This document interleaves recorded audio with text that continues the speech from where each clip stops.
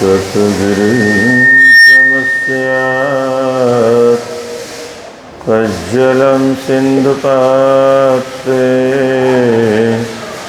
सुरतरवर्षाखालेखिने पत्रमुर्मिं लिखति यदि गृहीत्वा शारदा सर्वकालं तदपि तव गुणानामीश पारं नयाति। गङ्गातरङ्गरमणीयजटाकलापं गौरीनिरन्तरविभूषितवामभागम् नारायणप्रियमनङ्गमदापहारं वाराणसीपुरपतिं भज विश्वनाथं वाराणसीपुरपतिं भज विश्वनाथं। हरे राम राम राम हरे हरे, हरे कृष्ण कृष्ण कृष्ण हरे हरे, हरे राम राम राम हरे हरे, हरे कृष्ण कृष्ण कृष्ण हरे हरे, हरे राम राम राम हरे हरे, हरे कृष्ण कृष्ण कृष्ण हरे हरे, हरे राम राम राम हरे हरे, हरे कृष्ण कृष्ण कृष्ण हरे हरे। बोल विश्वनाथ भगवान की, श्री जगन्नाथ भगवान की,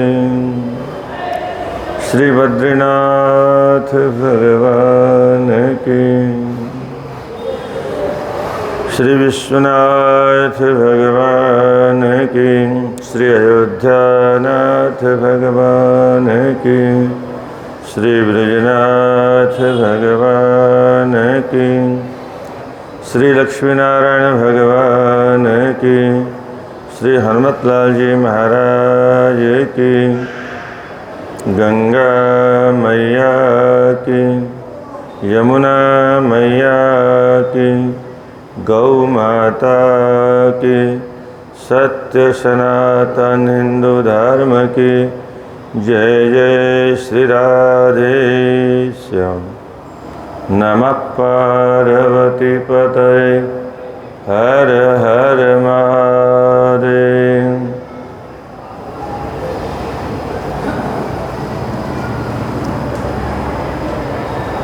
भगवान की असीम कृपा से भगवान भोलेनाथ की इस परम पावन धाम में बैठ कर के हम आप काशी में बैठ के काशी खंड की चर्चा कर रहे हैं। प्रातःकाल देवता लोगों ने लोपामुद्रा जी की महिमा का गान किया और उसी बहाने पातिव्रत्य धर्म की महिमा क्या है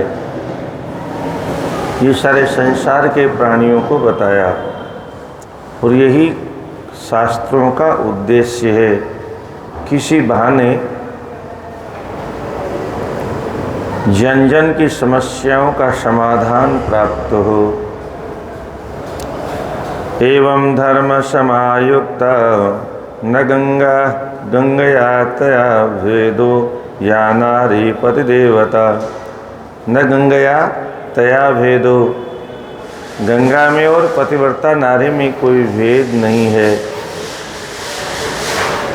गंगा स्नान का जो फल है वही फल पतिव्रता का दर्शन करने मात्र से मिल जाता है।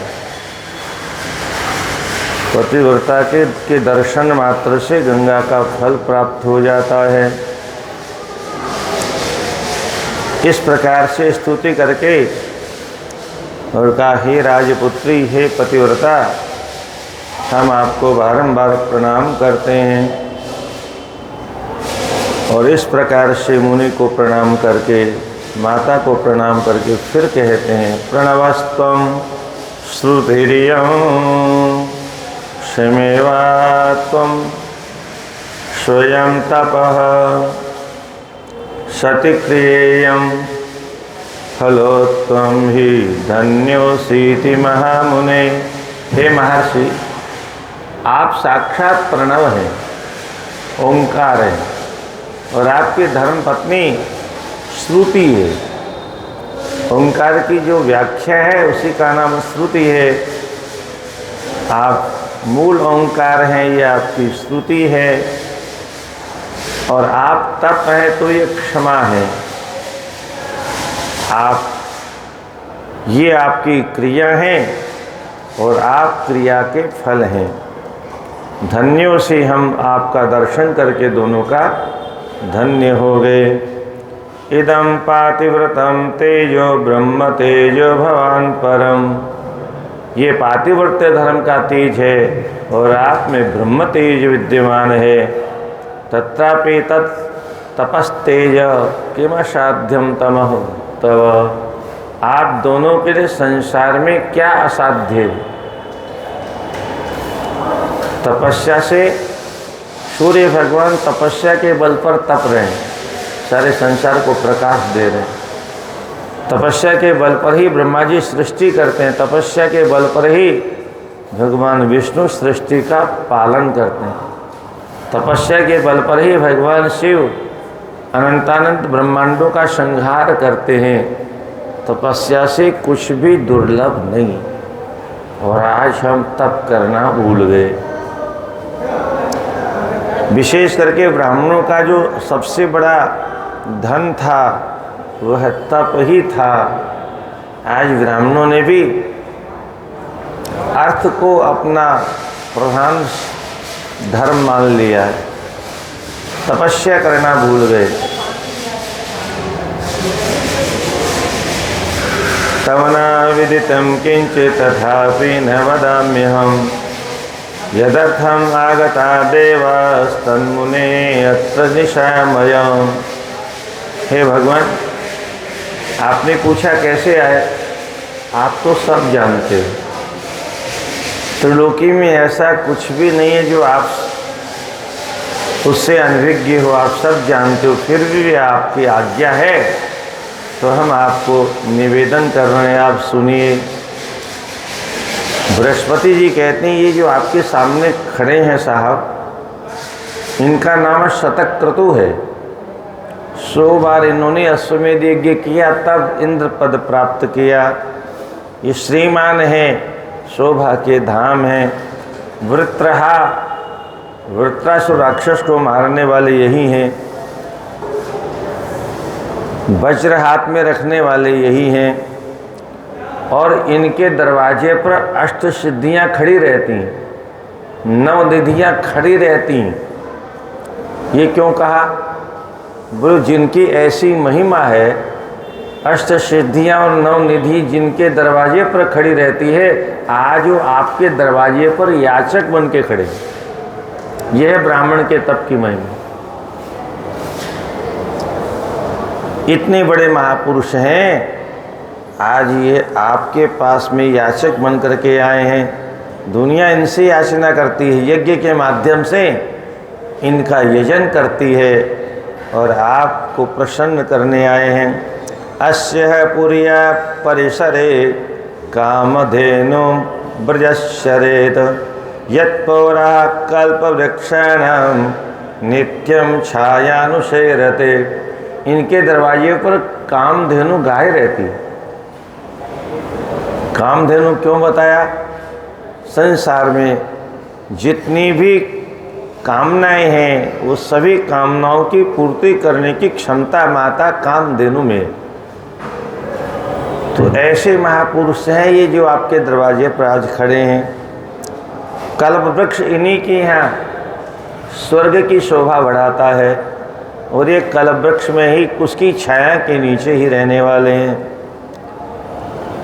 यदथ्याशु च तिष्ठन्ति ये चिंतामणि करकराः अयम अग्निर जगद्यो निर्धर्मराज स्वयं पुनः। ये जब रथ लेके चलते हैं तो चिंतामणि के टुकड़े इनके रथ के नीचे बालू के कणों की तरह से बिछे रहते हैं। ये सामान्य धरती पर नहीं चलते हैं। चिंतामणि ऐसा अद्भुत मणियों का एक भाग है जिस संसार की कोई भी वस्तु आप मांगो उससे सब मिल जाएगा।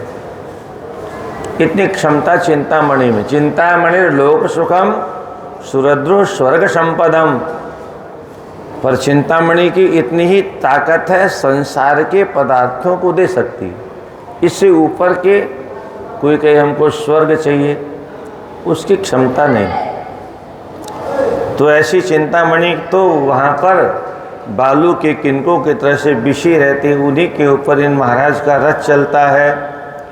और यही अग्नि है, यही सूर्य है, यही चंद्र है, यही वरुण है, यही धर्मराज स्वयं धर्मराज हैं। ये निर्नृत्य देवता यही हैं, वायु भी यही हैं, रुद्र आदि सब यही तो हैं। आराध्यन्ते चारित्रे सर्वकामार्थमीश्वराः। संसार के सभी लोग अपनी अपनी कामनाओं की पूर्ति करने के लिए इन्हीं की आराधना करते हैं। यज्ञ में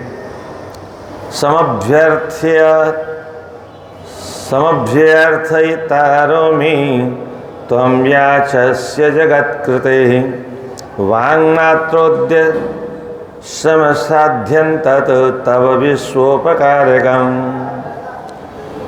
अमी जगत करते याच्यास्तु। इतने सामर्थ्य जिनमें है, आज ये आपके दरवाजे पर याचक बन के खड़े हैं। पर प्रभु आप इनको ऐसा वैसा भिखारी नहीं समझना।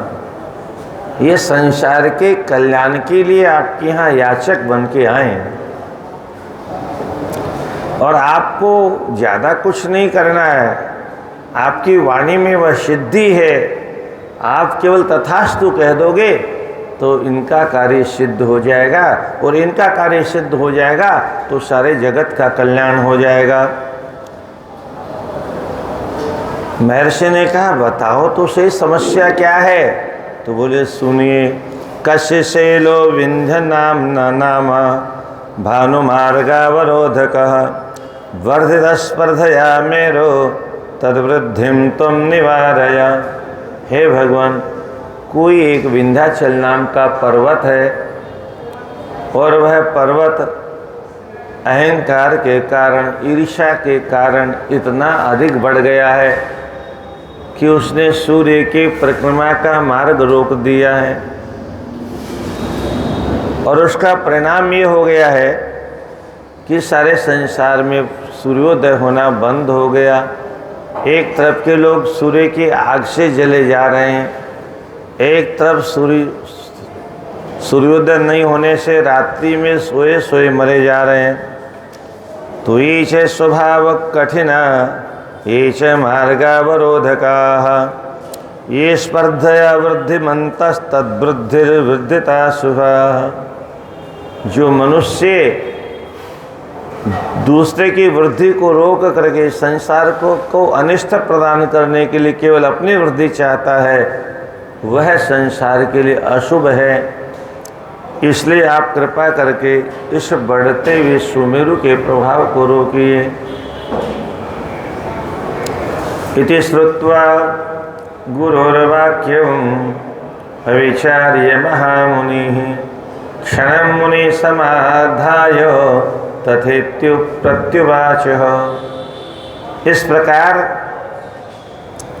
महर्षि बृहस्पति की वाणी को सुनकर के कुछ क्षणों के लिए मौन होकर के, कोई काम करने से पहले, कुछ बोलने से पहले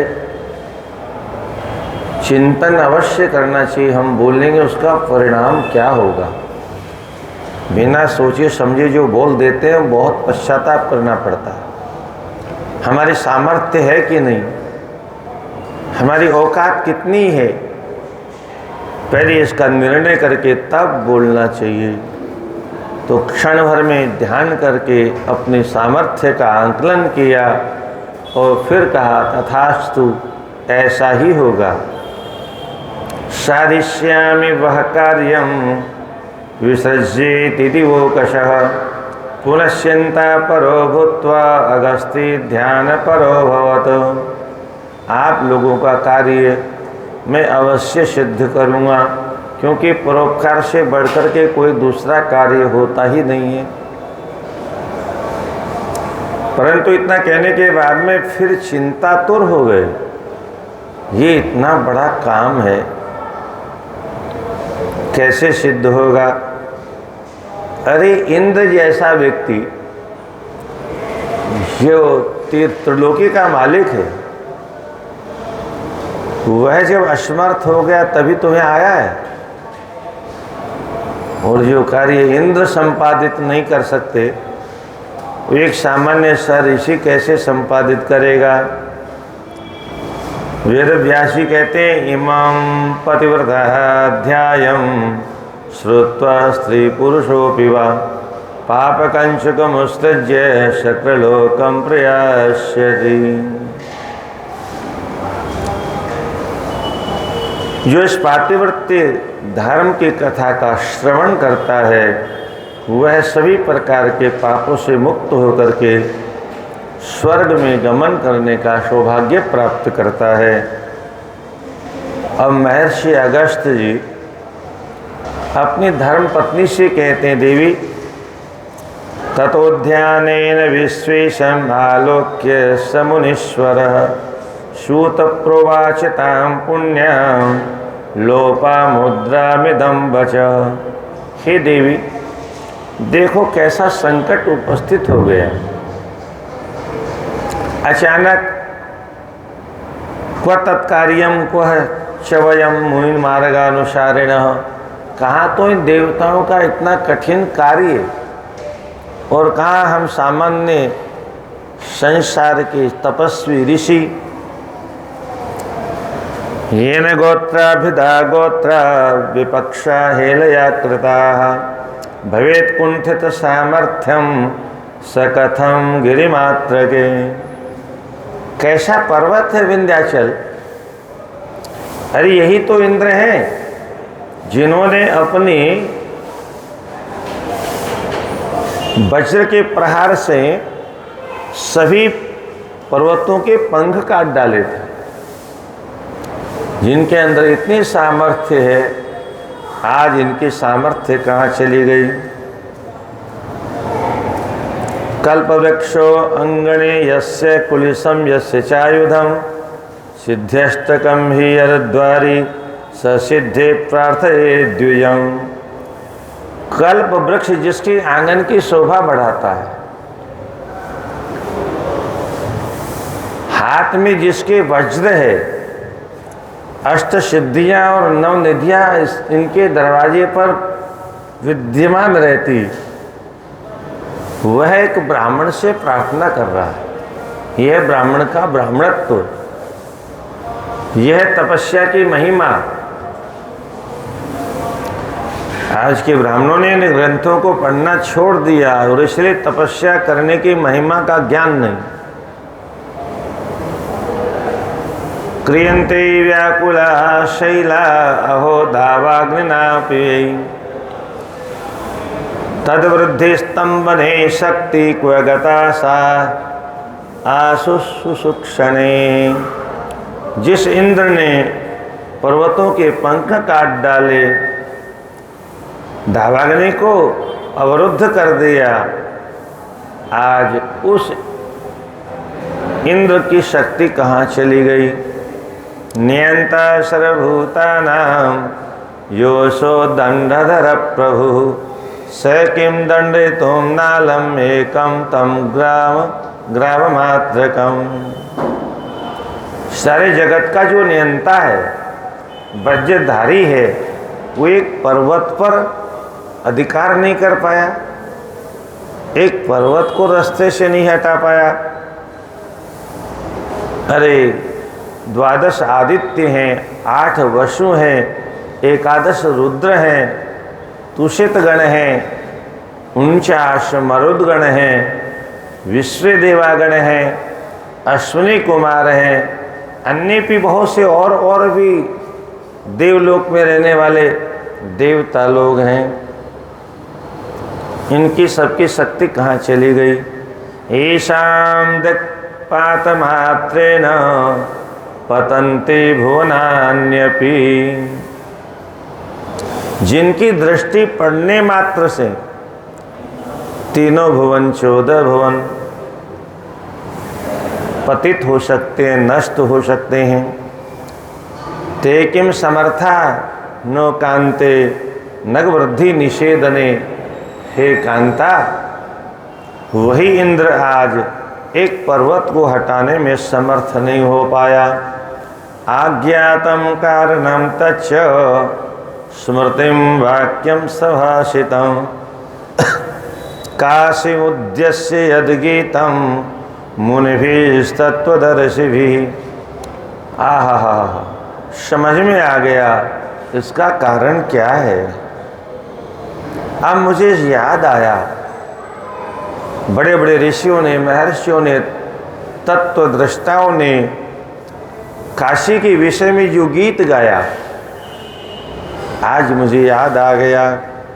अयमुक्तम न मोक्तव्यम सर्वथैव मुमुक्षुभिः किंतु विघ्ना भविष्यन्ति काश्याम निवसताम शतम्। संसार में जितनी भी मुक्ति चाहने वाले लोग हैं, महर्षियों ने कहा है, उनको किसी भी प्रकार से काशी का त्याग नहीं करना चाहिए। परंतु यह एक समस्या है, काशी में रहने वालों को विघ्न अवश्य आते हैं, और आज लगता है वही विघ्न हमारे जीवन में भी आ गया है। उपस्थितो यम कल्याणी स्वंतरायो महानिह न शक्यते अन्यथा कर्तुम विश्वेशो विमुखो यतः। लगता है देवी, आज विश्वनाथ भगवान हमसे नाराज हो गए, और भगवान भोलेनाथ जिस पर नाराज हो जाते हैं तो काशी में रह नहीं सकता। और अगर भगवान भोलेनाथ नाराज नहीं होते तो काशी से भगाने वाला और दूसरा कौन हो सकता है। हे कल्याणी, हे कल्याण करने वाली, ये भयंकर संकट हमारे जीवन में उपस्थित हो गया है। काशी द्विजाशीर्भिर्रहो यदाप्ता कशतां मुमुक्षुभिर्दिवा मुमुक्षुः ग्रासं करस्तं सविसृज्य हृदयं सकर्पूरलेढे विमूढ़चेताः। काशी द्विजाशीर्भिर्रहो। हे कल्याणी, अब मेरे से याद आया, ये काशी की प्राप्ति किसी पुण्य से नहीं होती, काशी की प्राप्ति किसी योग से नहीं होती, किसी तप से नहीं होती, धन और दौलत से काशी की प्राप्ति नहीं होती। ये तो ब्राह्मणों के आशीर्वाद से प्राप्त होती है। ताम मुमुक्षुर यद्दिवः मुमुक्षुः। जो अपनी मुक्ति चाहने वाले लोग हैं, उनको हमेशा काशी नहीं छोड़ना चाहिए। परंतु जो सामान्य लोग हैं, अपने हाथ में, काशी में रहने वाले के हाथ में मुक्ति विद्यमान है, तो अगस्त ऋषि कहते हैं लोपामुद्रा से जो महामूर्ख लोग हैं वो अपने हाथ में रखी हुई मुक्ति रूपी मंत्र को छोड़ करके, अर्थात काशी निवास छोड़ करके और सामान्य पदार्थों का सेवन करने के लिए काशी से बाहर चला जाता है। वो विमूढ़ चेता मंद बुद्धि वाला होता है। भोजना बालिशवक्ति मेताम काशीम त्यजेयुः सुकृते करासिम शालोक कंद प्रतिमज्जनम किम लभेत तद्वत्सुलभा किमेशा। अहो, संसार में लोग कितनी बाल बुद्धि जैसे छोटी बुद्धि वाले हैं। सुकृतिक राशि, बड़े बड़े पुण्यों के प्रभाव से काशी वास मिलता है। ऐसी पुण्यों की राशि वाली जो काशी है, एताम काशीम त्यजेयुः, इस काशी को छोड़ करके कहाँ चले जाते हैं। प्रतिमज्जनम किम, अन्य तीर्थों में मज्जन करने से, स्नान करने से कौन सा लाभ मिलने वाला है। भवांतरायर्जित पुण्य राशिम कृच्छेर महद्भिर मय्यव गुण्य काशीम प्राप्यापि किं मूढ़धियोन्यतो वै याशवो दुर्गतिमुद्धियाशवः। मूढ़ बुद्धि वाले लोग काशी जैसी नगरी को छोड़ करके अन्यत्र चले जाते हैं। अपनी दुर्गति अपने हाथों से करने का निश्चय करके चले जाते हैं। क्वकाशिका विश्वपद प्रकाशिका क्वकार्यमन्यत्र परितोति दुःखं तत्पंडितोऽन्यत्र कुत प्रयाति किं याति कुष्मांडफलम अजास्ते। काशी अमृत का फल है, मोक्ष का फल है, और इस अमृत के फल को छोड़ करके जो अज्ञानी लोग हैं वो कुमड़े का, पेठे का फल खाने के लिए कहीं अन्यत्र चले जाते हैं। ऐसे लोग पंडित तो नहीं हो सकते, बुद्धिमान तो नहीं हो सकते। काशी जगत का प्रकाश प्रदान करती है, ज्ञान का प्रकाश प्रदान करने वाली का नाम ही काशी है। काश्यते प्रकाश्यते यासा काशी। सारे जगत में ज्ञान का प्रकाश काशी से ही प्राप्त होता है। अब जाकर के पंडितों की कमी हो गई काशी में, अन्यथा घर घर में विद्वान हुआ करते थे। ये तो हम लोगों ने अपने विद्यार्थी जीवन में देखा है। आज बहुत कष्ट होता है काशी में विद्वानों का। इतना केवल बस कर्मकांड थोड़ा बहुत काशी में रह गया है, और कर्मकांड से जब तक व्याकरण नहीं पढ़ेगा विद्वान कैसे बनेगा। तो काशीं प्रकाशीकृत पुण्य राशिं हा शीघ्रनाशी विसर्जन नरः किं नूनं स्वनूनं सुकृतं तदीयं मदीयमेवं वृणोति चेतः। मेरा चित्त बहुत दुखी हो रहा है। काशी सो जगत में पुण्य की राशि है, ज्ञान की प्रकाशिका है। अन्यत्र ऐसा कौन सा कार्य आ पड़ा जो काशी को छोड़ करके बाहर जाता है मनुष्य। न्यूनम सुकृतम तदेयम, निश्चित ही उसके पुण्य की पूंजी समाप्त हो गई है, इसलिए वो काशी छोड़ करके बाहर चले जाते हैं। नरो नरोगे यदि विहाय सहाय भूतां सकलस्य जंतो काशी मनासिं सुकृते करासिं अन्यत्र जातुं यततां न चान्ये। जिन लोगों को काशी के बाहर कहीं राग नहीं है, अर्थात काशी के बाहर कहीं से प्रेम नहीं है, वो इस काशी नगरी का त्याग करके कहीं नहीं जाते। ऐसे लोगों की परमात्मा भी सहायता करते हैं। सहाय भूताम सकलस्य जंतो हो, सत्कर्म उसकी सहायता करते हैं। काशी विश्वनाथ भगवान उसकी सहायता करते हैं। काशीम अनाशीष सुकृते का राशि, सभी पुण्यों का भंडार है काशी। यतताम च अन्यः यातु, बड़े प्रयत्न पूर्वक काशी में रहने का प्रयास करना चाहिए। वितस्त्र पापास्त्रिदशिर्दुरापाम गंगा सदापाम भवनाशशापाम शिवा विमुक्तामृत के सुसुक्तिम मुक्ता विमुक्ता न परित्यजन्ति। सामान्य मट्टी के टुकड़े को मुक्तामणि मान करके और काशीवास रूपी जो मुक्तामणि है उसका त्याग कर देना। ये काशीवास भवपाश नाशक है।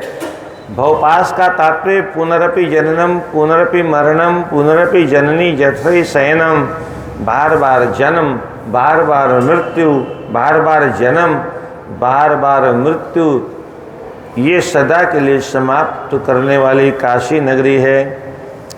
हम हो कि महो निचिता प्रलब्धा बहियसा आयास भरे न काशी।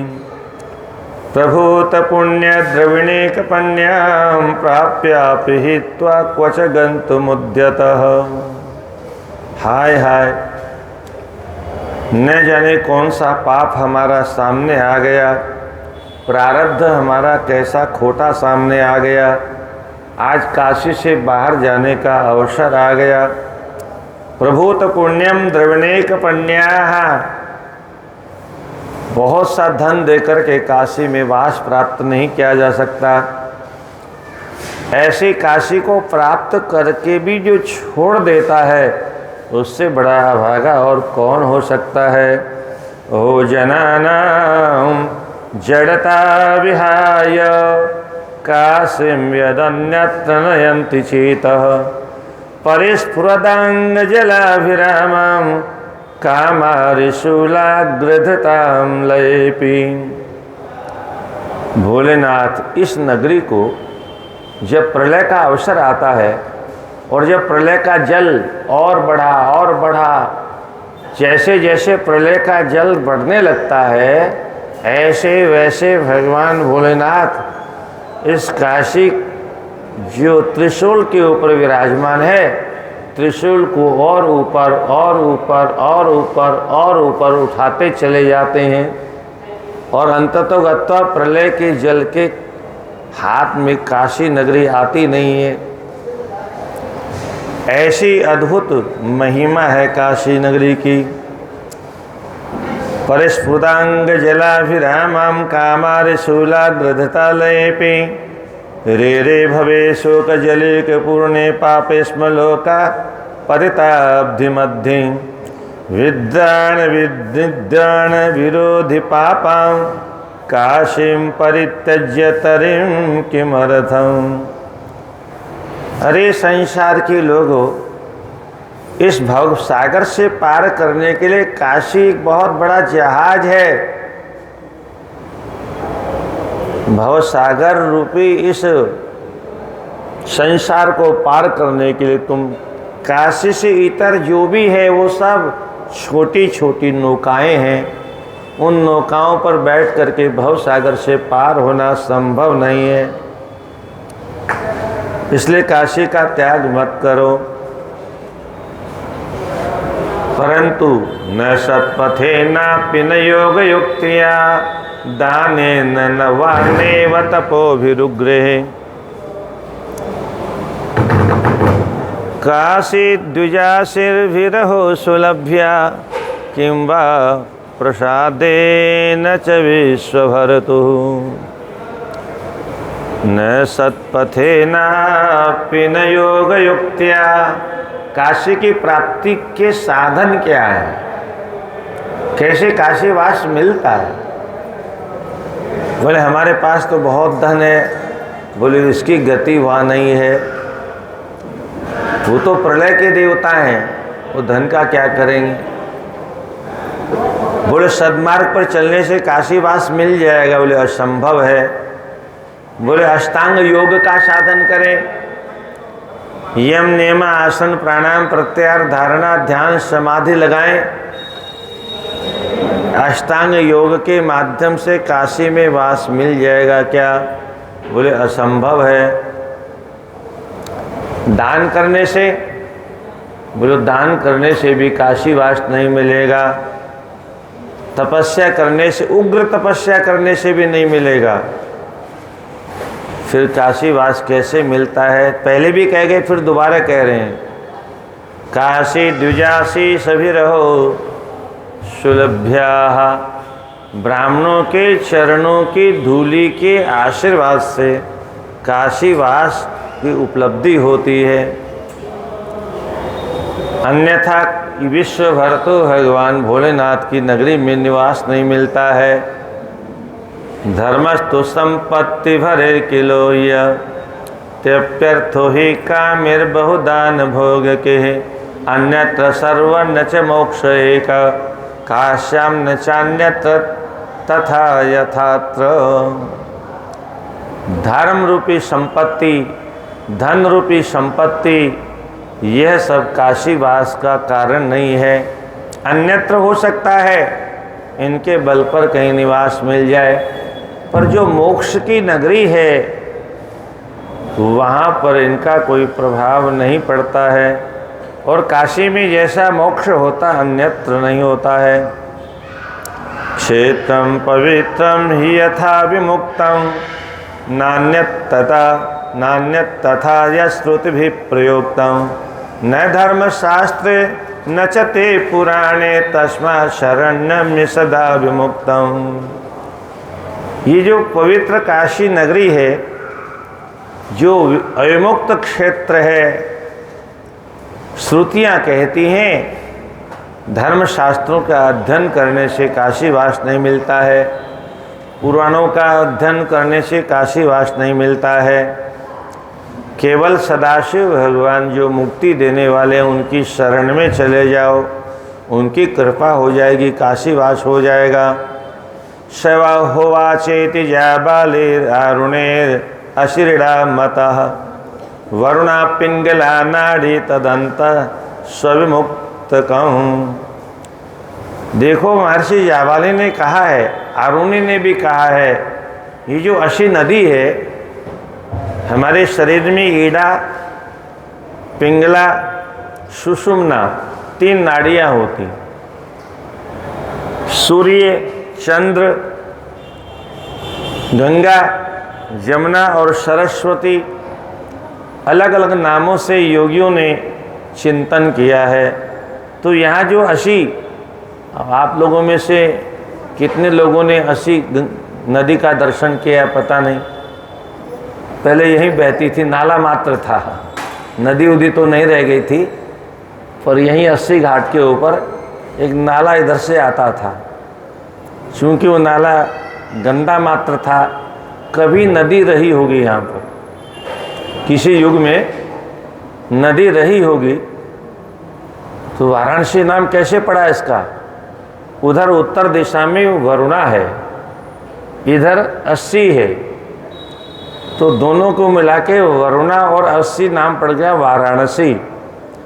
तो ये अस्सी जो नदी है, हम लोगों ने तो नाला देखा है, क्या किसी ज़माने में यहाँ नदी रही होगी, वो नाला चूँकि गंगा जी में गिरता था तो बंद कर दिया गया। तो अशी नदी क्या है, बोली ईड़ा नाम की नदी है।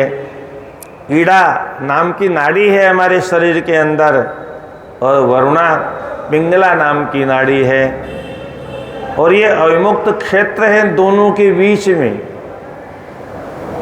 ये सुषुम्ना नाम की नाड़ी है। और सुषुम्नया परानाड़ी त्रय वाराणसी त्वशोः तदत्रो क्रमणे सर्व जंतु नाम ही श्रुतो हरः।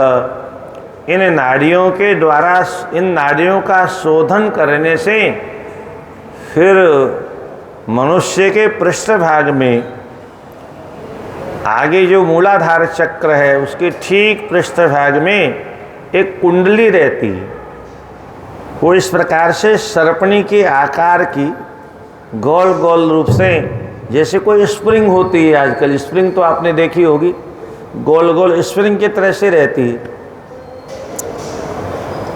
अब एड़ा, पिंगला और सुषुम्ना, इन तीनों नाड़ियों को शोधन करने के बाद प्राणायाम के माध्यम से, पूरक, कुंभक और रेचक के माध्यम से अंतःकरण की नाड़ियों का शोधन करने के बाद एक खेचरी मुद्रा होती है, चर्चा आएगी आगे। खेचरी मुद्रा में जिह्वा का जो नीचे का एक धागा होता है वो जीभ को ऊपर नहीं उठने देता है। योगी लोग अभ्यास करते करते जीभ को खींच खींच करके लंबी कर देते हैं और उसके बाद में अपने उलट के जीभ को तालू में सटा लेते हैं, उलट करके ऐसे तालू में, और फिर वो ईड़ा, पिंगला, सुषुम्ना के माध्यम से शोधन के बाद जो यहाँ से अमृत का क्षरण होता है, वह अमृत का पान करने का अवसर जब मिलता है तो वह कुंडली जो सर्पणी के आकार की होती है वो सीधी हो जाती है और बस उसी क्षण योगी सिद्ध हो जाता है, उसको दिव्य दृष्टि मिल जाती है। वो कहीं से भी बैठा हुआ कुछ भी देख सकता है, कहीं से बैठा हुआ कुछ भी सुन सकता है और कुछ भी कर सकता है, कहीं भी जा सकता है। शरीर उसका जितना चाहता उतना हल्का हो जाता है, जितना चाहता उतना भारी हो जाता है, जितना चाहता उतना पतला और मोटा हो जाता है। ऐसी अद्भुत व्यवस्था है। अब ये सब पुस्तकों में रह गया है क्या? थोड़ा बहुत बचपन में हम लोगों ने योग किया, साधु साई में जब रहे, पर कोई सही मार्ग बताने वाला नहीं मिला और फिर भटक गए। और अब कुछ करने लायक है नहीं। अब तो भगवान है, बुढ़ापा जब आ जाता है तो कुछ करने लायक रह नहीं जाता मनुष्य। तारकम ब्रह्म व्यासस्ते तेन ब्रह्म भवन्ति ही एवं श्लोक भवत्ते स आहुर्वेदवादिनः।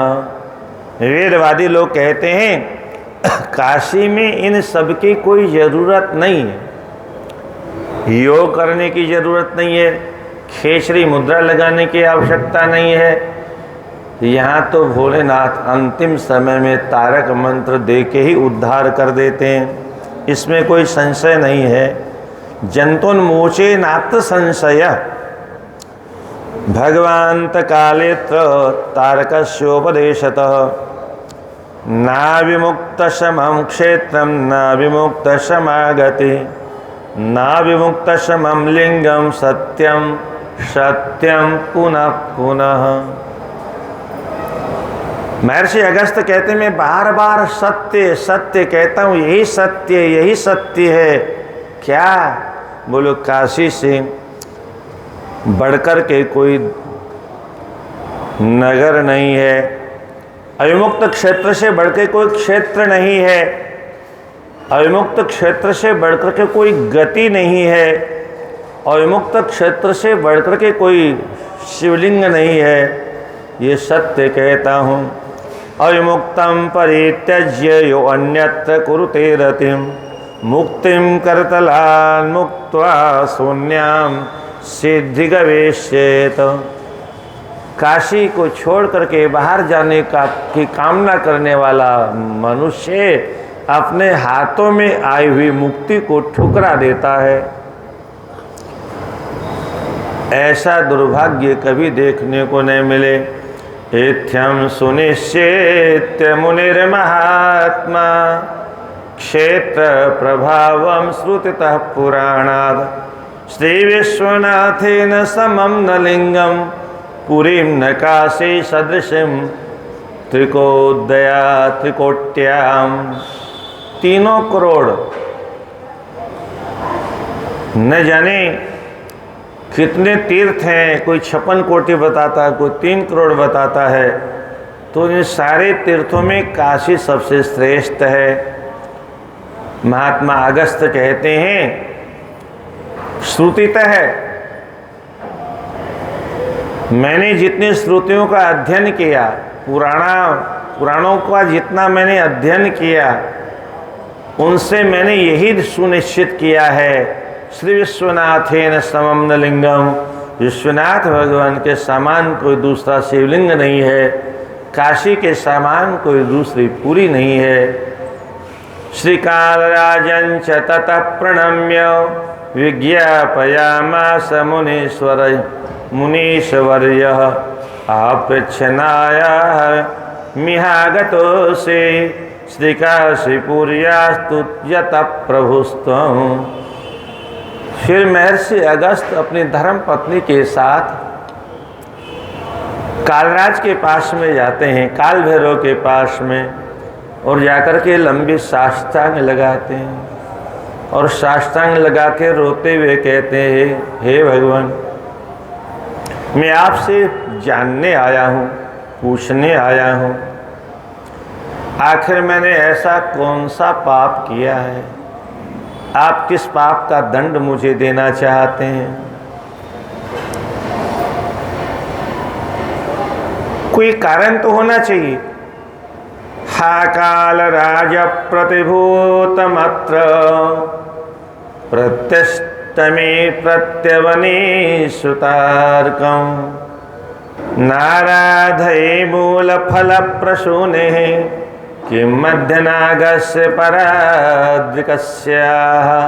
मैंने जो आज तक आपका पूजन किया, पत्र पुष्प फल नैवेद्य के द्वारा आपका जो यजन किया, क्या उसका यही फल मिलने वाला था। हा काल भैरव भवान भितो भयार्तान माभेष्ट चेतिर् भणनेश्वकरं प्रसार्य मूर्तिं विधाय विकटां कटुपापभोक्त्रीं वाराणसी स्थित जनान परिपाति किं न। हे भगवान, क्या वाराणसी में रहने वाले लोगों का पालन करना भूल गए।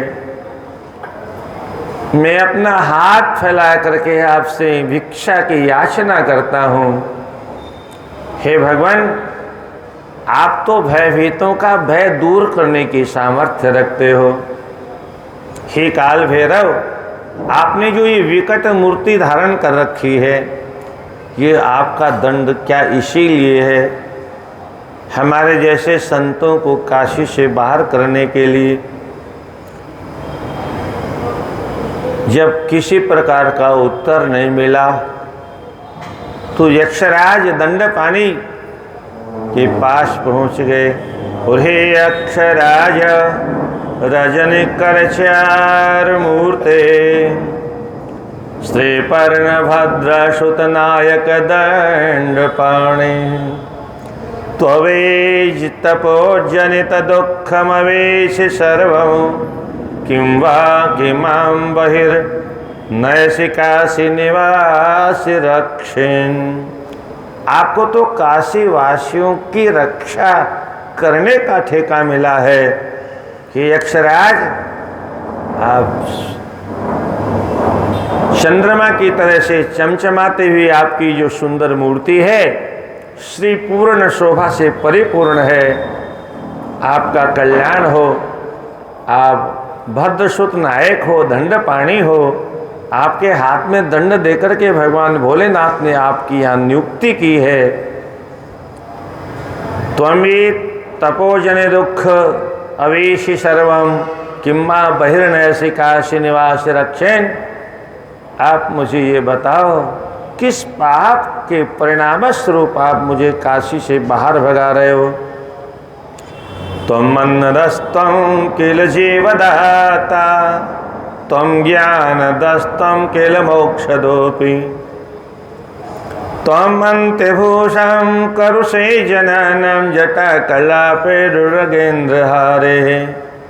हे अपने गले में सर्पों का हार पहनने वाले दंड पाणी भैरव, आप कृपा करके बताओ, आप ही तो सारे काशी वासियों को अन्नदान देने वाले हो, आप ही सबकी जीवन दाता हो, आप ही सबको ज्ञान देने वाले हो और निश्चित ही मोक्ष भी आप ही देने वाले हो। त्वम अंत्यभूषाम कुरुषैर्जनानाम, आप ही अपराधियों को काशी में सजा भी देते हो, तो मुझे काशी से भगाने से पहले क्या मेरा अपराध नहीं बताओगे? गणोत्वदीयो किल संभ्रमोद भ्रमावसन्न वृत्तांत विचार को विदो। आपके दो गण हैं, जानता हूं मैं, एक संभ्रम नाम का है, एक उद्भ्रम नाम के दो गण हैं, और जिसको काशी में वास करने का जिसका पुण्य समाप्त हो जाता है, आप दोनों को पीछे लगा देते हो।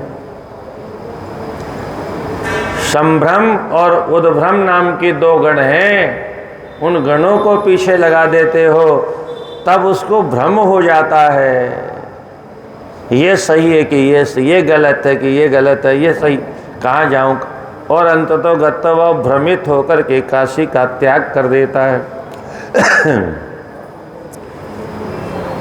उन गणों को आपने मेरे पीछे क्यों लगा दिया है?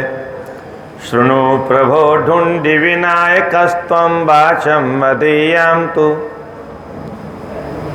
रटाम्यनाथवत् त्वस्था समस्ता किल विघ्न पूगा किमत्र दुर्वृत्तवदा स्थितोऽहम्। वहाँ भी किसी ने सुनवाई नहीं की, तो महर्षि अगस्त अपनी धर्म पत्नी के साथ ढूंढीराज के पास पहुँच गए और वहाँ जाके कहते हैं, प्रभु मेरी पीड़ा सुनो, हे विनायक मदैया, मैं अनाथ की तरह से, हे नाथ, आपके चरणों में प्रार्थना करता हूँ।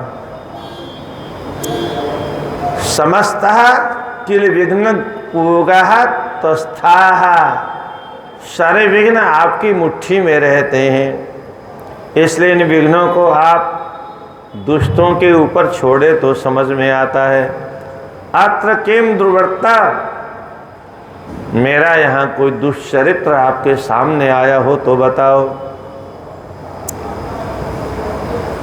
शृण्वन्त्यमि पंच विनायकास्य चिंतामणिश्चापि कपर्दिनामा आशा गजाख्यो च विनायको तौ शृणोत्वशो सिद्धि विनायकस्य। ये आपकी जो 5 विनायक हैं, चिंतामणि गणेश, कपर्दी नाम के गणेश, आशा रूपी गणेश और गजाख्य नाम के गणेश और विनायक, ये 5 विनायक काशी वासियों को सिद्धि देने वाले हैं। परापवादो न मया किलोक्त परोपकारोपि मया कृतो न परस्वबुद्धि परदार बुद्धि कृता मया नात्र न एष पाक। हे भगवान, मैंने कभी किसी से वाद विवाद नहीं किया, मैंने कभी किसी का अपकार नहीं किया, किसी को हानि नहीं पहुंचाई, कभी मैंने अपना और पराया ये भेद नहीं किया, कभी किसी पर नारी की ओर मैंने कुबुद्धि दृष्टि, बुरी दृष्टि से किसी को देखा नहीं। कृता मया, अत्र कौन सा अपराध मैंने किया? बिना किसी का अपराध, बिना किसी का कोई अपराध किया भी हो तो उसका पक्ष तो सुनना चाहिए। आपने किस अपराध का दंड मुझे दिया?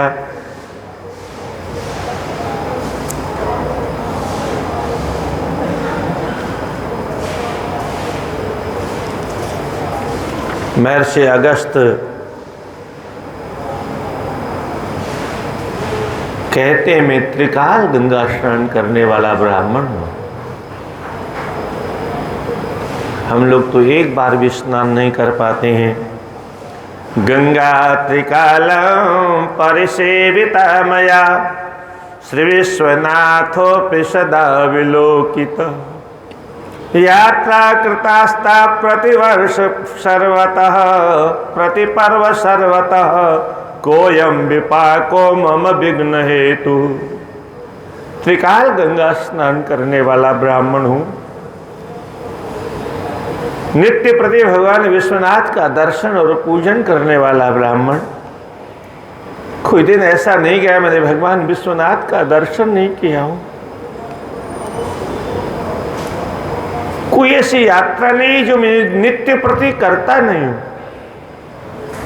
चाहे अंतर्गृह यात्रा हो, चाहे आदि यात्रा हो, चाहे बटुक भैरव की यात्रा हो, चाहे नव दुर्गा की यात्रा हो, सभी यात्राओं को मैं नित्य प्रति करता हूं। फिर भी ये किस पाप का फल परिपक्व हो गया है जो काशी रूपी इस मोक्ष रूपी वृक्ष से टूट करके यह डाली कहीं और जाके गिरने वाली है। मातर विशालाक्षी भवानी मंगले ज्येष्ठे सौभाग्य विधान सुंदरी। विश्वे विधे विश्वभुजे नमोस्तुते श्री चित्र घंटे विकटे च दुर्गिके। इधर भी जब कोई सुनवाई नहीं हुई तो मां के पास पहुंच गए। मां विशालाक्षी का मंदिर विश्वनाथ गली से आगे चल करके पहले सरस्वती फाटक हुआ करता था। वहीं से आगे चल करके गली में दाहिने हाथ मुड़ने के बाद विशालाक्षी मंदिर। अब तो वहाँ सब सफाई उफाई हो गई। पहले वो गली में था। भोलेनाथ जब सती का शव लेके जा रहे थे और भगवान नारायण ने जब अपने चक्र से अंग काट काट के गिराना प्रारंभ किया तो शायद यहाँ आँख गिरी मैया की, इसलिए विशालाक्षी। विशाल है, अक्षय माने नेत्र जिसके, वो विशालाक्षी मंदिर है। तो माँ के सामने जाकर के साष्टांग किया। हे माँ, आपकी विशाल आंखें क्या कर रही हैं? आपकी आंखों के सामने अनर्थ हो रहा है। हे भवानी, हे मंगल करने वाली मंगले, हे ज्येष्ठे, हे सौभाग्य विधान सुंदरी, हे विश्वात्मने, हे विधात्री, हे विश्वभुजे, आपको मैं बारंबार प्रणाम करता हूँ। हे चित्र घंटे का, हे विक्तानना, हे दुर्गिके, साक्षिण्येता किल काशी देवता, शृण्वन्तु न स्वार्थमहं भ्राम्यतः। अभ्यर्थितो देवगणे करोमि किं, परोपकाराय न किं विधीयते। हे माँ, ये सारे काशी के देवता ये गवाह हैं। किस बात की गवाही देंगे? आप पूछिए इनसे, मैंने कोई अपराध किया हो? एक भी देवता अगर गवाही दे दे तो आप मुझे जो दंड दें वो स्वीकार है। परंतु ये सारे देवता, काशी के देवता कान खोल के सुने। अगर मैंने कोई अपराध किया है तो अवश्य बताया जाए। मैं यहाँ से जाने से पहले अपना अपराध जानना चाहता हूँ। माँ के हाथ बहुत लंबे होते हैं। माँ ने धीरे से परोपकार करने का साधु का स्वभाव होता है और इसलिए धीरे से माँ ने कहा होगा, बेटे तुम जो काशी से बाहर जा रहे हो अपने स्वार्थ के लिए नहीं जा रहे हो, किसी अज्ञान में अंधे होकर के नहीं जा रहे हो, तुम किसी अपने घर नहीं जा रहे हो, अपने महल में नहीं जा रहे हो, अपने बाल बच्चों के पास नहीं जा रहे हो। तुमको काशी से बाहर जाने के लिए इसलिए आदेश दिया जा रहा है, तुम एक बहुत बड़ा परोपकार करना और एक क्षमता तुम्हारे जैसे तपस्वियों के पास ही उपलब्ध है, किसी सामान्य के पास नहीं है। इसलिए अभ्यर्थितो देवगणे करोमि किं, जो देवताओं ने तुमसे निवेदन किया है उसका चिंतन करो। और तब महर्षि अगस्त्य कहते हैं, अब मैं क्या करूं, मैंने भी तो देवताओं को अभय दान दे दिया था, मैंने भी तो देवताओं से कह दिया था मैं तुम्हारा कार्य अवश्य सिद्ध करूंगा। ये छोटी सी ईव है जो हिल गई और ये अपराध मुझसे बन गया। साधु स्वभाव होने के कारण कोई गिड़गिड़ा रहा हो, कोई त्राहित, आज का जमाना नहीं था ना। आज तो कोई घटना घटती है तो हजारों लोग वीडियो बनाने वाले, चारों तरफ से वीडियो बनाने वाले, 100-200 तो सब जगह खड़े हो जाते हैं। जिसको मार पड़ रही है वो चिल्ला रहा है बचाओ बचाओ बचाओ, पर कोई माई का लाल आगे नहीं जाता है। मनुष्यता मर चुकी है, वीडियो बनाना जरूरी है, उसकी रक्षा जरूरी नहीं है। दया किसको आती है? जिसके हृदय में साधुता होती है, जिसके हृदय में संतत्व होता है, जो शास्त्रज्ञ होता है, यत्किंचित ज्ञान होता है पाप और पुण्य का, धर्म और अधर्म का, वही तत्काल निर्णय ले सकता है। आज का मानव, उसको बेचारे को क्या मालूम पाप और पुण्य क्या होता है। उसने मैकाले की शिक्षा पढ़ी, वहां पाप पुण्य की परिभाषा नहीं है। डिग्री चाहे जितनी ले ले, बोरा भर करके, कार्टून भर कर डिग्री को माथे पर डाल ले, ज्ञान उसको हो नहीं सकता। दधीचिरस्ति न किं पुरा ददो जगत्त्रयं किं न ददेर्थिने बलि दत्तस्म किं नो मधुकेत बहुशिरो बभूव तार्क्षेपि विष्णुवाहन। माँ जब सन्मार्ग बताती है तो अब महर्षि कहते हैं निश्चय ही मुझे परोपकार करना चाहिए। अरे प्राचीन काल में महर्षि दधीचि से देवताओं ने हड्डी की याचना की और महर्षि ने अपनी हड्डियों का दान कर दिया। घटना बड़ी विलक्षण है। माताजी भीतर कार्य कर रही थी, इन्होंने भी बाहर सब काम कर लिया। घर वाली को आने की प्रतीक्षा भी नहीं की। देवताओं को डर था कहीं घर वाली के सामने हड्डी मांगेंगे तो घर वाली मना कर देगी तो अनर्थ हो जाएगा, क्योंकि गृह मंत्री का पावर बड़ा विचित्र होता है। हाँ, पहले भी आज भी होता है। घर वाली ने अगर नज़र टेढ़ी कर दी तो फिर सब अनर्थ हो जाएगा। इसलिए देवताओं ने झटाझट अपना काम निपटाया और तब तक मैया आई बाहर। मैया ने अपने स्वामी की दशा को देखा, क्या हुआ इनको।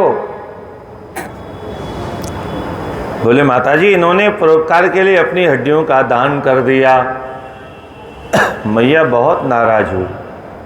अरे दोस्तों, मेरे सामने अगर तुम याचना करते तो क्या मैं मना कर देती? मैं कोई कलयुग की धर्म पत्नी हूं? तुमने बहुत अनर्थ किया।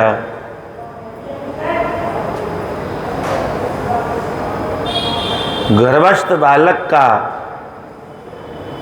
परित्याग किया, पीपल के नीचे बैठा दिया। वो बाद में पिपलाद नाम के ऋषि के रूप में प्रकट हुए और स्वयं सती हो गई। ऐसा अद्भुत चरित्र है। तो पहले महर्षि दधीचि ने परोपकार के लिए हड्डियों का दान कर दिया और बलि ने वामन को सर्वस्व दान कर दिया, त्रिलोकी का दान कर दिया। और मधु केटभ ने अपने प्राणों का दान कर दिया। ये भगवान के विष्णु कर्णमलोद्भूत भूतो, भगवान के कानों से पैदा हुए और भगवान ब्रह्मा जी को खाने चल दिए प्रलय काल के बाद, प्रलय काल की घटना। अब ब्रह्मा जी ने निद्रा देवी से प्रार्थना की, निद्रा देवी ने भगवान को जगाया। भगवान ने युद्ध किया 5000 वर्षों तक। ऐसे ऐसे राक्षस थे जो भगवान विष्णु से 5,000 वर्षों तक युद्ध करने के बाद भी मरने का नाम नहीं लेते थे। भगवान ने कहा इनको कुछ भ्रमित करना चाहिए।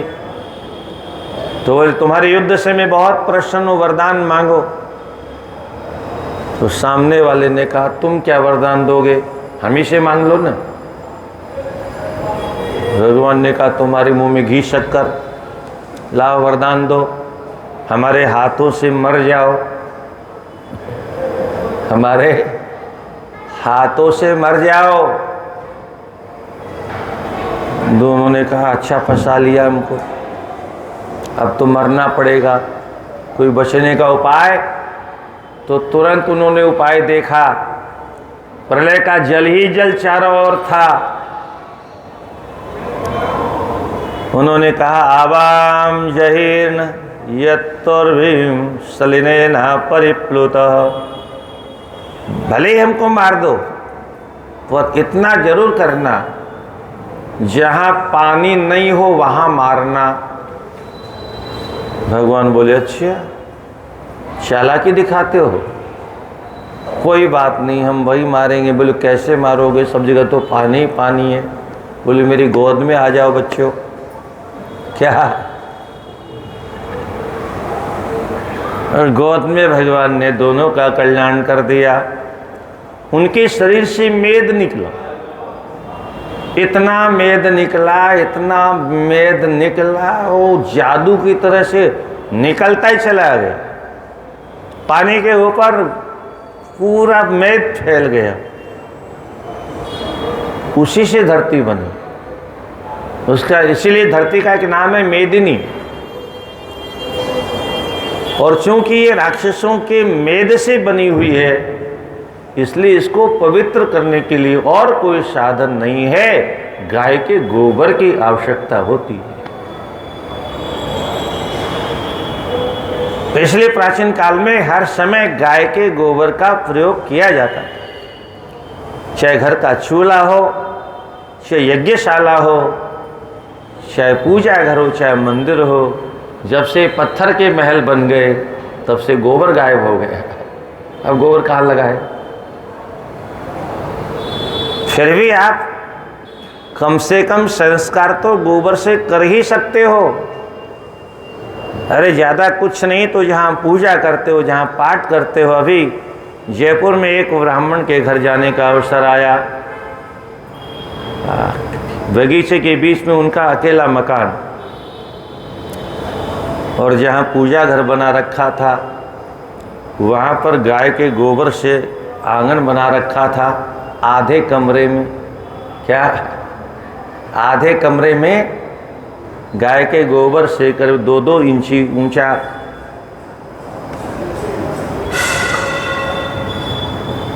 क्या अद्भुत है। कहीं कहीं थोड़े बहुत संस्कार बचे, घर के पीछे गौशाला। गाय का गोबर इतना पवित्र होता है, इसलिए धरती को पवित्र करने के लिए जल में गोबर डाल करके उसको छान करके पोंछा बना करके उसको कहीं पर भी लगा करके बैठा जा सकता है। बिना उसके शुद्धि होती नहीं है इस धरती की। पत्थर चाहे जितने कीमती हो, नीलम मणि हो, पुखराज हो, मूंगा हो, सोने का महल क्यों न बना लो, क्योंकि सब तो मिट्टी से निकले। क्या ये सब अशुद्ध हैं, सब अपवित्र हैं।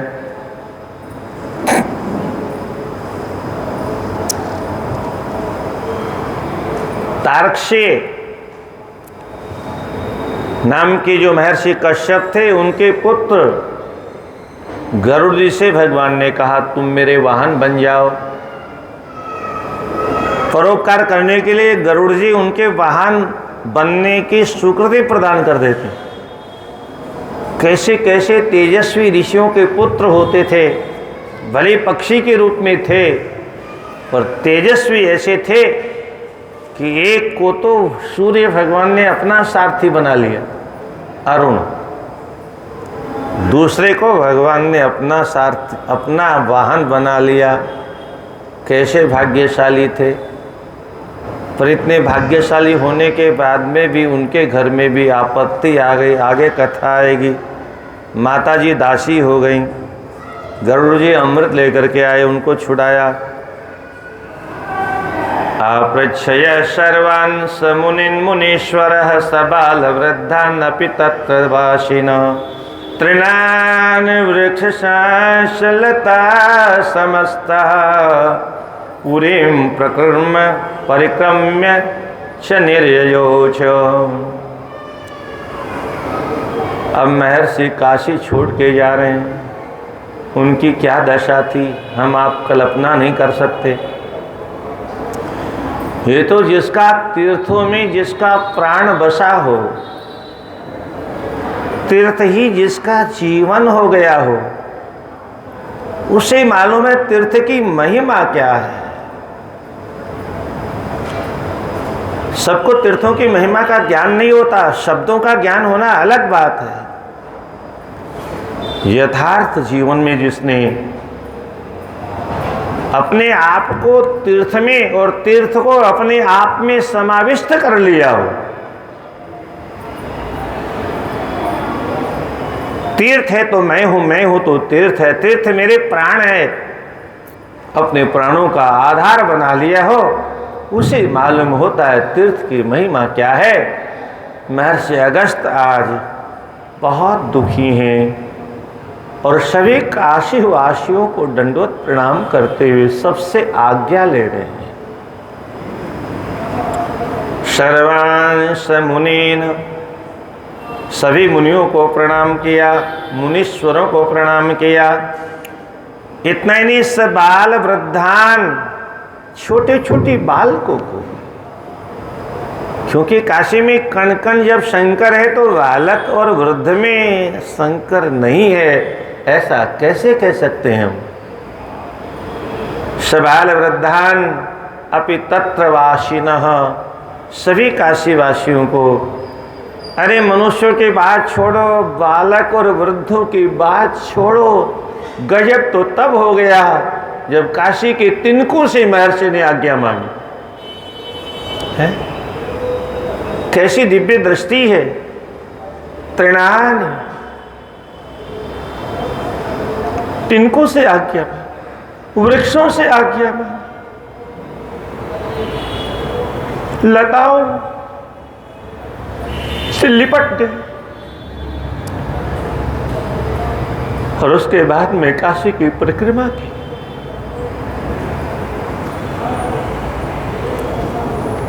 साष्टांग वंदन किया, काशी की धरती पर लौटपोट हुए काशी। और उसके बाद काशी से निकल पड़े। प्रोषितस्य परितोऽपि लक्षणैर्नीच वर्त्म परिवर्तिनोऽपि च वा चन्द्रमौलिमवलोक्य यास्यत कस्य सिद्धिरिह नो परिस्फुरेत्। ही चारों ओर परितः अपि प्रोषितस्य, चारों ओर जो भगवान भोलेनाथ के द्वारा प्रोषित पालित लक्षणों से संपन्न सामान्य से सामान्य जीवों को नमन करते हुए चंद्रमौलिम अवलोक्य भगवान विश्वेश्वर भगवान भोलेनाथ का बार बार दर्शन करते हुए अपनी आंखों से कहते हैं और दर्शन कर लो, और दर्शन कर लो। न जाने दोबारा ऐसा सौभाग्य जीवन में मिलेगा कि नहीं मिलेगा।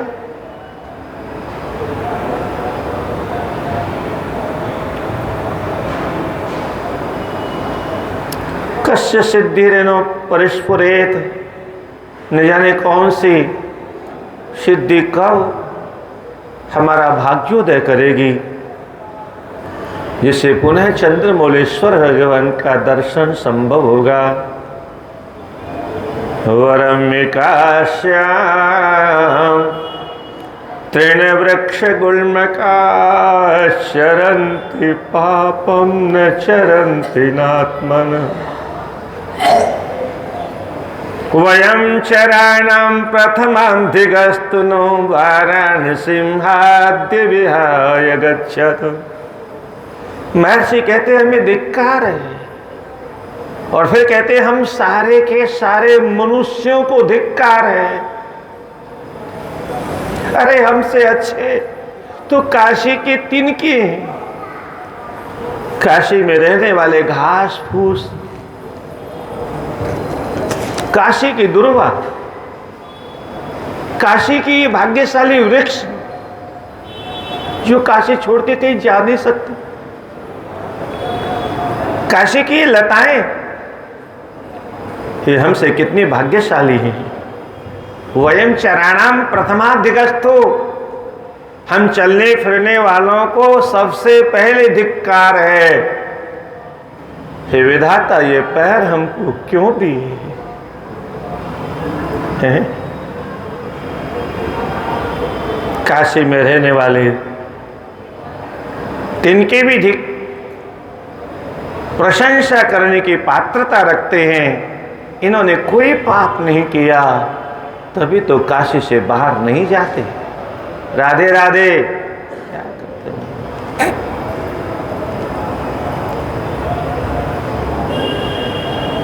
आप लोग बसों में जब बैठते हैं तो बसों में कभी ध्यान से पढ़ा होगा, अब तो कम लिखा मिलता, पहले लिखा मिलता था।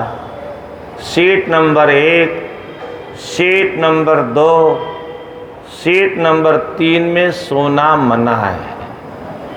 क्या?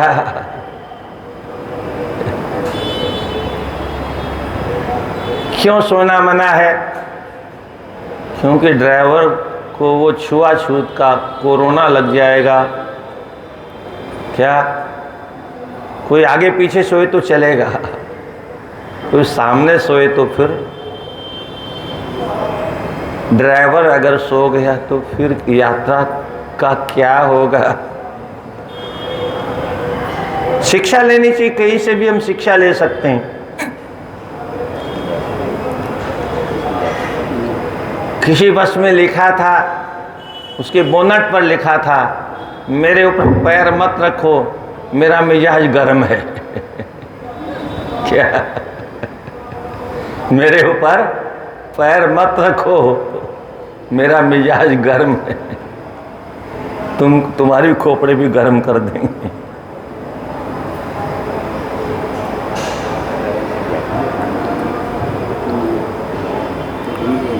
वाराणसीं हाद्य विहाय गच्छत असिंहुपस्पर्श्य पुनः पुनर्मुनिर्प्रासादमाला परितो विलोकयत्। उवाच नेत्रे सरले प्रपश्यतं काशीं युवां क्व पुरीत्वयं बत। बार बार अशी नदी का स्पर्श किया, माँ गंगा को प्रणाम किया, माँ गंगा का आचमन किया और फिर अपने नेत्रों से फिर बोले, अरे नेत्रों, अपना सौभाग्य समझ करके अंतिम दर्शन कर लो। काशी में क्व, फिर नहीं जाने काशी कहाँ रहेगी और तुम कहाँ रहोगे। पुनः कभी दर्शन करने का सौभाग्य जीवन में मिलेगा कि नहीं मिलेगा, वो पुण्य दोबारा पुनः उपस्थित होगा कि नहीं होगा, इसलिए अंतिम दर्शन कर लो।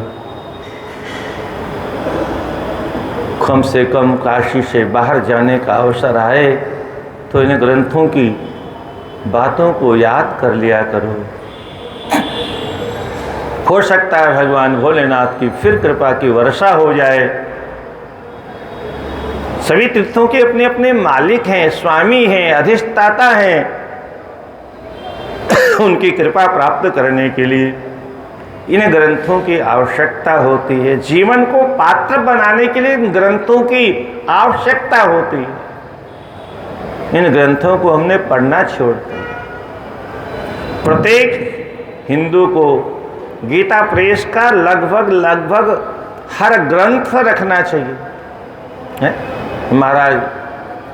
वैसे अरे 50,000 का मोबाइल, और वो भी एक एक नहीं, दो दो। पैदा होते ही छोरे के हाथ में मोबाइल, बहू बेट सबके हाथ में मोबाइल। वो पैसा खर्च हो गया, बुरा नहीं लगता है। और इन धर्म ग्रंथों में पैसा लग जाएगा। वैसे तो गीता प्रेस के ग्रंथों का कोई मूल्य ही नहीं है। कागज भी उतना सस्ता नहीं मिलता है। क्या? सादा कागज भी, डायरी भी उतनी सस्ती नहीं मिलती है जितना गीता प्रेस के ग्रंथ सस्ते हैं। और इसीलिए शेठ जी को नमन करने का मन करता है। ये काम किसी शंकराचार्य ने नहीं किया जो उन्होंने किया, ये किसी विद्वान ने नहीं किया, किसी कथावाचक ने नहीं किया, एक व्यापारी ने इतना बड़ा विशाल तीर्थ बना के खड़ा कर दिया। केवल परोपकार की दृष्टि से। पैसा नहीं कमाना था, कमाया भी नहीं। आज भी पैसा नहीं कमाते गीता प्रेस।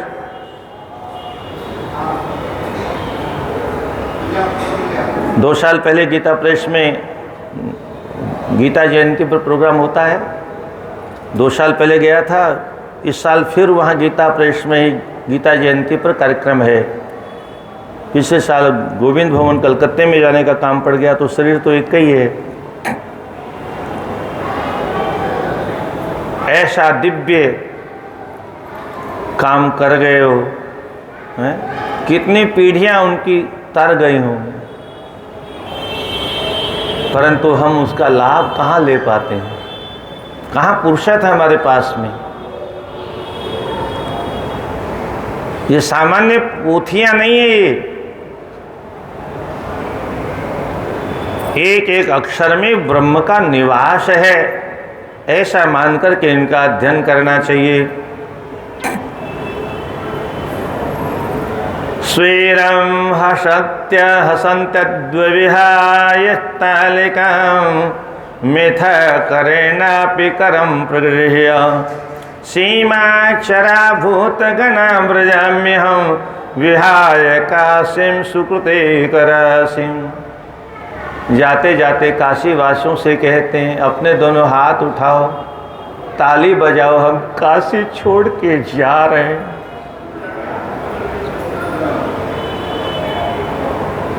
मिथे करेणापि करम प्रगृह्य तालिकां विधाय। हमारी इस मूर्खता पर ताली बजाओ।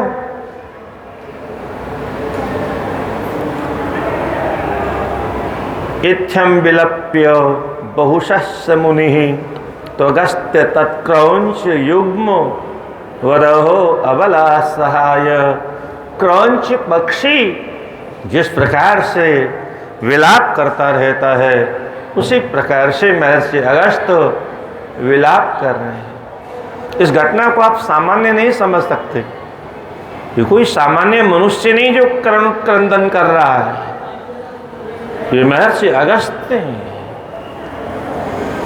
जिनका बल इतने में समझ जाओ, देवता जिनसे सहायता की प्रार्थना करने आए, इंद्र के काम जो बस में काम नहीं है वो इनकी बस का है, इतने से समझ जाओ इंद्र से भी ज्यादा शक्ति संपन्न महापुरुष है धरती पर महर्षियों के रूप में। ये क्या है? ये ब्राह्मणों का तप है जो आज ब्राह्मणों ने करना छोड़ दिया, इसलिए ब्राह्मणों को कोई नहीं पूछता, सड़क पर कोई प्रणाम भी नहीं करता, चाहे कोई साधु हो चाहे कोई ब्राह्मण हो। ये हमारे देश की दुर्दशा है, ये मैकाले की शिक्षा पढ़ने का दुष्परिणाम है। अरे और किसी को प्रणाम करना छोड़ो, घर के माँ बाप को कोई प्रणाम नहीं करता। इसीलिए कहता हूं इन ग्रंथों को पढ़िए। प्रातः काल उठ के रघुनाथा, मात पिता गुरु ना वही माथा। केवल याद करने के लिए अर्धाली नहीं है, कुछ भी याद करने के लिए, कुछ भी सुनने के लिए नहीं है, जीवन में उतारने के लिए।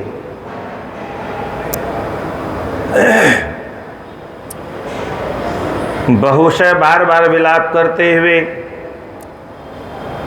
पत्नी सहाया, अबला सहाया अपने धर्म पत्नी के साथ में, और विरह की ऐसी ज्वाला जली कि महर्षि बेहोश हो गए, काशी के वियोग में बेहोश हो गए। अब आप सोचिए कितना प्रेम करते होंगे काशी से, हैं? कैसी एकता रही होगी, कैसा तादात्म्य रहा होगा, कैसा तदाकारत्व रहा होगा, कैसी तल्लीनता रही होगी, कैसा एकत्व रहा होगा।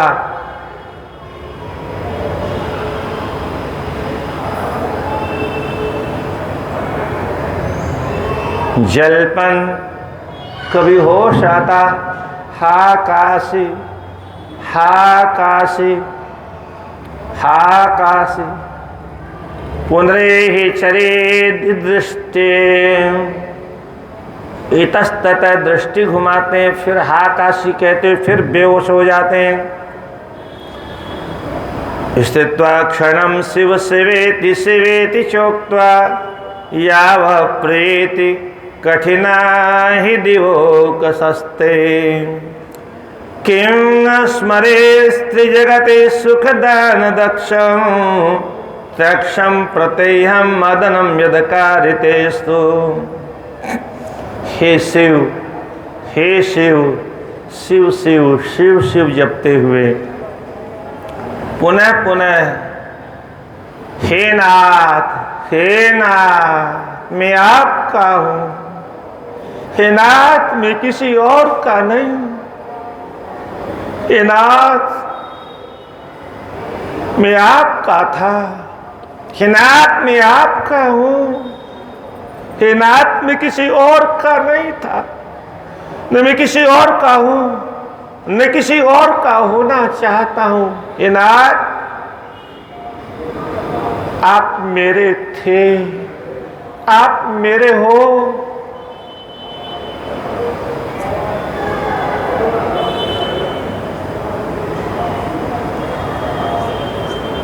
या वह प्रीति, बड़ी कठिनाई से गला अवरुद्ध हो गया, कंठावरोध हो गया, और अपनी धर्म पत्नी से कहते हैं, प्रिय आओ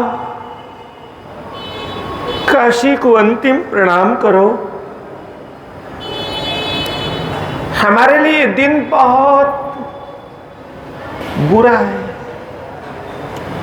किसी का सुदिन होता है, आज हमारा दुर्दिन है। काशी छोड़ के हमें जाना, इससे बड़ा और दुर्दिन क्या हो सकता है।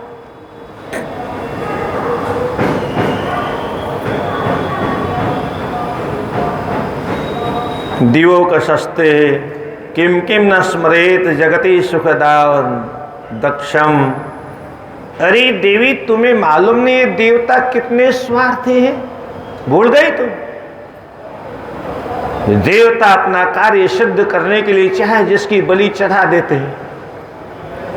एक बार इनको भोलेनाथ का विवाह करने की जची तो उन्होंने बेचारे कामदेव को बलि का बकरा बना दिया, बलि वेदी पर चढ़ा दिया कामदेव को। और कामदेव ऐसी परीक्षा लेने गया कि बेचारा राख बन गया। ये देवता ऐसे ही होते हैं। आए देव सदा स्वारथि वचन कहे जनु परमारथि। ये बातें तो परमार्थ की करते हैं, पर इनसे बड़ा कोई स्वार्थी नहीं। बेचारे कामदेव की राख बना दी इन्होंने, और आज इन्हीं देवताओं ने हमारी काशी छुड़वा दी।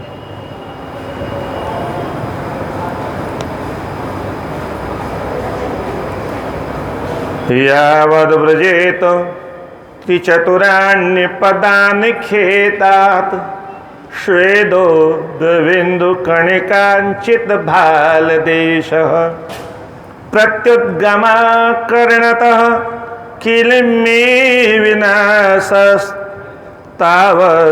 वराभयवरास्दिवसं चुकोच। 2 कदम चले होंगे कि माथे पर पसीना पसीना है। बार बार अपने माथे के पसीने को पोंछते हैं। शोध उदबिंदु कणिकांचित भाल देश खेदात, खेद प्रकट करते हुए बार बार पसीना पोंछते हैं। त्रिचतुरानि पदानि, फिर धीरे धीरे एक एक कदम आगे बढ़ाते हैं। प्रत्युद्गमा अकरणतः किलमे विनाशः तावद वराभयवरा दिवस अच्युकोश। निश्चित ही आज मेरे विनाश का दिन आ गया है, ऐसा चिंतन करते हुए सारे संसार को ज्ञान का प्रकाश देने वाली काशी का त्याग करके मुनि जा रहे हैं। तपोयान मिवारुय निमेषार्धेन वै मुनि अग्रे ददर्श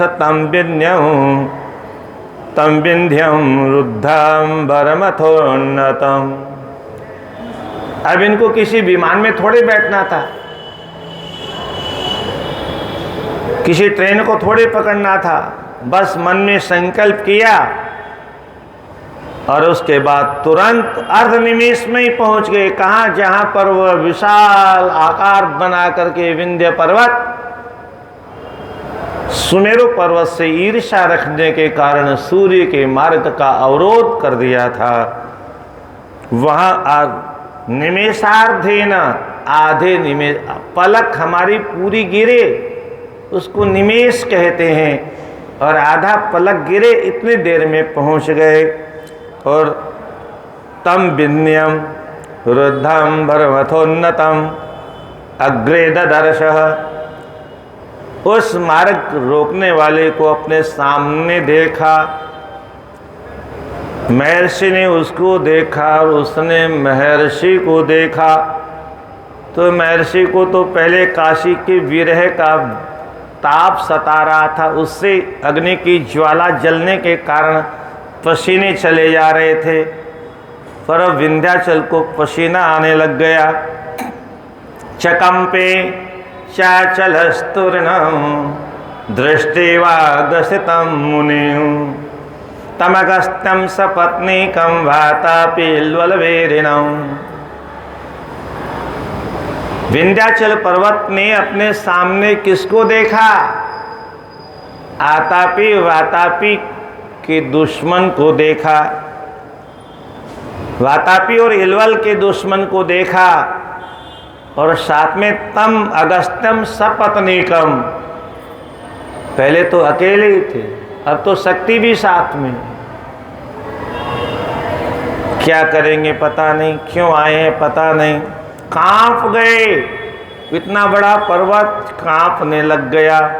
मुनिम अग्रस्थितम दृष्टेव शकंपे चाचल स्तूर्ण, पूर्ण रूप से कांपने लग गया।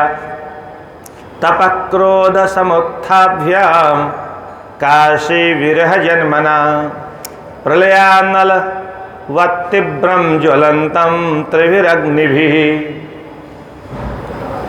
3 अग्नि होती है, कार्पत्य अग्नि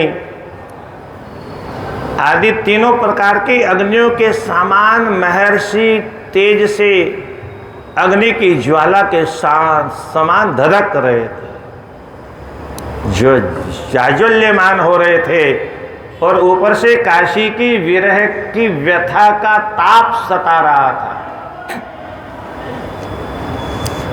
तपः क्रोध समुत्थाभ्याम काशी विरह जन्मना प्रयानल वत्तिब्रम, प्रलय की आग के सामान। अब आप कल्पना करो, जब ये अनंत अनंत ब्रह्मांड ज्वाला में जलने लगता है तो कैसा ताप होता होगा। ऐसा यहाँ उपमित करते हैं, प्रलय नल के तरह से तीव्र ताप वाले महर्षि को देख करके बेचारे पर्वतराज की क्या दशा हुई होगी। गिरि खर्वतरो भूत्वा विश्रो अवनेमिव आज्ञा प्रसाद क्रेताम किंकरोस्मेति चाब्रवीत। उसने अपने अहंकार रूपी खर्व का त्याग करके शरणों में साष्टांग लगा दी। एक यह भी युग था जब इस देश के पर्वत भी संतों को प्रणाम करते थे। क्या आज मनुष्य भी नहीं करता है। हालांकि वो संत थे, हमारे जैसे वो पाखंडी नहीं थे, परंतु प्रणाम करने में हमारा जाता क्या है। अभिवादनशीलस्य नित्यवृद्धोपसेविनः चत्वर तेषां वर्धन्ते आयुर्विद्या यशो बलम। प्रणाम करने में तो 4 चीजें फ्री में मिलती हैं, पर हमारा दुर्भाग्य देखो, हम बच्चों को ये शिक्षा देते ही नहीं है।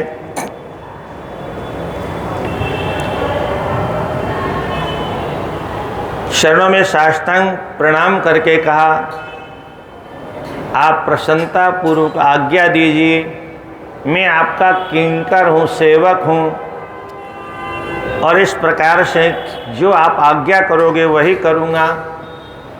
महर्षि अगस्त्य बोले, पहले तो ये बताओ तुम मुझे जानते हो कि नहीं। अरे बोले महाराज आपको खूब जानता हूँ, अच्छी तरह से जानता हूँ। बताना तो नहीं पड़ेगा। बोले महाराज जब मैं जानता हूँ तो बताने की क्या जरूरत है। तो बोले फिर कान खोल के सुन लो। हाँ महाराज आज्ञा करिए। विंध्य साधुर से प्राज्ञ मांस जानासि तत्वतः पुनरागमनम चेन्मे तावत खर्वतरो भव। तुम अच्छे साधु जैसे मालूम पड़ते हो, प्राज्ञ बुद्धिमान हो, इसलिए कहते हो मैं आपको जानता हूँ। तो जब मुझे तत्व के साथ जानते हो, केवल जानना नहीं कहा, तत्वतः आपके संपूर्ण तत्वों को मैं अच्छी तरह से जानता हूँ। ये तुमने जो कहा मुझे बहुत अच्छा लगा। तो अब कान खोल के सुनो, मैं दक्षिण दिशा में जा रहा हूँ, और अच्छी तरह से सुनना, इसमें कुछ गड़बड़ी नहीं होनी चाहिए। जब तक लौट के नहीं आऊं तब तक तिनके की तरह से ऐसे ही पड़े रहो।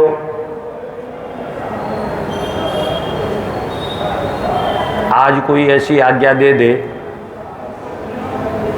कोई सुनेगा, मानेगा? पर उस जमाने का पर्वत भी संतों की इतनी बात मानता था। महर्षि तो दक्षिण दिशा में चले गए और वो बेचारा पर्वत वहीं पर लेट गया। और इत्युक्त्वा दक्षिणामासां सनाथम् अकरोन्मुनि निजे शरण विन्यासे तया साधव्या तपोनिधि। दक्षिण दिशा को परम पावन बनाने के लिए वो तपस्या ही है जिनकी निधि मानी खजाना है। अब हम तपस्या तप नाम ही नहीं जानते, तपस्या जानते नहीं, खजाना भरेगा कहाँ हमारे पास में। अपने चरणों का विन्यास करते हुए वे मुनि तो दक्षिण दिशा में चले गए। इधर ये बेचारा सोच रहा है, गते तस्मिन् मुनिवरेर वेपमानस्तदा गिरिः पश्यत्युत्कण्ठ मिवच गतशे साधुभूततः। वो विंध्याचल लेटा लेटा देख रहा है, जा रहे हैं, जा रहे हैं, जा रहे हैं, गए। अब इसको धीरे धीरे इसकी कंपकपी बंद हुई है। जो ज्वर चढ़ गया था वो ज्वर में कांप रहा था, अब थोड़ा शांत हुआ और विधाता को धन्यवाद दे करके बोला, अच्छा हुआ जो मुनि चले गए, ये मेरा भाग्य है। अद्य जात पुनरहम न सप्तो यदगस्तिनः न मया सदृशो धन्य इति मेने सवे गिरि। उस पर्वत ने अपने आप को संसार में आज सबसे बड़ा सौभाग्यशाली माना। क्यों? बोलो मुनि चले तो गए और बिना साप दिए चले गए, इसलिए कि ना क्या गए तो जाना ही था, पर बिना साप दिए ही चले गए, अन्यथा साप भी दे सकते थे, तब मेरा क्या होता। तो अद्य जाता पुनर्हम, आहा, कितनी बड़ी बात कह रहा है विंध्याचल पर्वत, आज मेरा दूसरा जन्म हुआ है। काल तो सामने ही खड़ा था, मौत तो सामने ही खड़ी थी, मेरा दूसरा जन्म हो गया। क्या बात। संतों का तेज तप का इतना होता था। अरे पर्वतों की बात छोड़ो, इस धरती के मनुष्यों की बात छोड़ो, यहाँ के राजा महाराजा कांपते थे, इसको भी छोड़ो, देवता भी कांपते थे।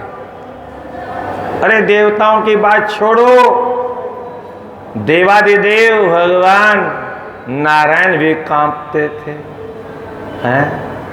चाहे जब ऋषि शाप दे देते थे, कोई भृगु जैसा जाकर के छाती पर ठोकर से ठुकरा देता था, हैं?